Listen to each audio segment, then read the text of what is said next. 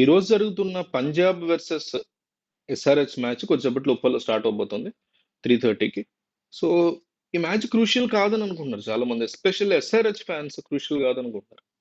Definitely ఇది crucial match అని నేను చెప్పదలుచుకున్నాను. ఎందుకంటే మనకి ఈ మ్యాచ్ ఎస్ఆర్హెచ్ కనుక గెలవాలి, గెలవకపోయిన ప్లే ఆఫ్స్ లోనే ఉంటారు, అందులో డౌట్ లేదు.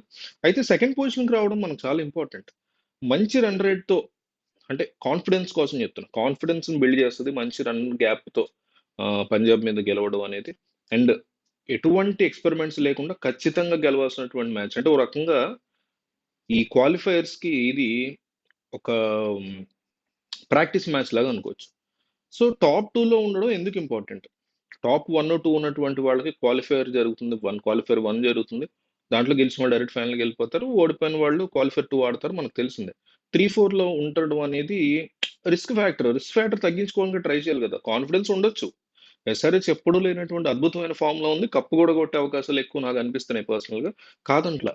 కానీ రిస్క్ ఫ్యాక్టర్ ని తగ్గించుకోవడం బెటర్. అండ్ ఇంపార్టెంట్లీ ఉప్పల్లోనే ఆర్సీబీ మనల్ని ఓడించింది. సో ఆర్సీబీతో ఈ కైండ్ ఆఫ్ నాకౌట్ మ్యాచ్లు ఆడడం కంటే కూడా డైరెక్ట్ గా క్వాలిఫైర్ మ్యాచ్ ఆడడానికి మనం ప్రిఫర్ చేయాలి. సో టాప్ 2లో మనం ఈ రోజు ఉండాలంటే ఒకటి, పంజాబ్ మీద అద్భుతంగా గెలవచ్చు. అండ్ అద్భుతంగా గెలిస్తే, బెటర్ రన్స్ గ్యాప్ తో గెలిస్తే ఏంటంటే మనకి ఒక మంచి కాన్ఫిడెన్స్ బిల్డ్ అవుతుంది, బూస్ట్ అవుతుంది. అట్లాగే తర్వాత 7:30కి జరగబోయేటువంటి రాజస్థాన్ మ్యాచ్ లో రాజస్థాన్ ఖచ్చితంగా ఓడిపోవాలి. అది కూడా జరిగితే గనక డెఫినెట్లీ, అంటే ప్లీజ్ రా అని ఎందుకు పెట్టారంటే రాజస్థాన్ రాయల్స్ కి ప్లీజ్ రా, వాళ్ళు కనుక ఓడిపోతే మనం డెఫినెట్లీ టాప్ 2కి వెళ్తాం, కేకేఆర్ టాప్ 1 లో ఉంటుంది, టాప్ 3కి రాజస్థాన్ వస్తుంది. రాజస్థాన్ ఆర్సీబీ క్వాలిఫైర్, అదే నాకౌట్ మ్యాచ్ ఎలిమినేటర్ ఆడుకుంటారు.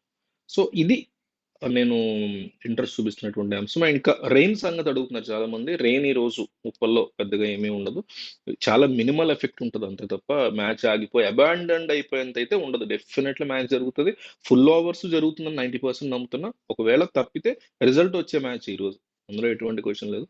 సో ఇది ఈ రోజు ఎస్ఆర్హెచ్ కనుక పంజాబ్ మీద గెలిచి రాజస్థాన్ కనుక ఓడిపోతే కేకేఆర్ మీద డెఫినెట్లీ టాప్ 2కి వెళ్తాం, క్వాలిఫై.